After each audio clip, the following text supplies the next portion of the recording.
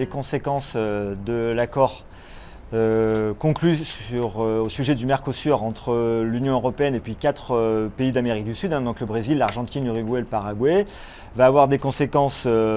particulièrement néfastes en matière d'écologie. Il va y avoir de nouveau des marchandises qui vont être de plus en plus échangées entre ces pays d'Amérique du Sud pour importer des matières en Europe, avec encore une fois une circulation notamment par bateau, de containers, etc. Donc une empreinte écologique qui va être de nouveau abîmée. Et puis, alors qu'on parle beaucoup d'environnement, à juste titre, on voit et on s'aperçoit que le Brésil continue à avoir une politique climaticide, notamment avec l'Amazone, et y compris une situation particulièrement difficile, génocidaire, on peut même parler, pour les peuples autochtones du Brésil et concernés principalement par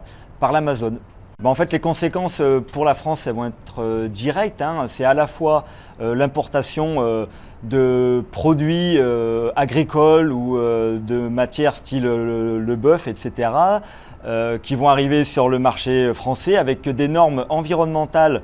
complètement différentes que celles qui existent en France. Avec nous, on a un contrôle sanitaire particulièrement important et contraignant vis-à-vis des entreprises, mais aussi des contraintes sociales. La fabrication dans les autres pays que sont la France n'ont pas du tout les mêmes contraintes sociales que les nôtres. Donc c'est une mise en concurrence à la fois des travailleurs français, mais aussi des agriculteurs et du monde rural et paysan, à la fois entre la France et puis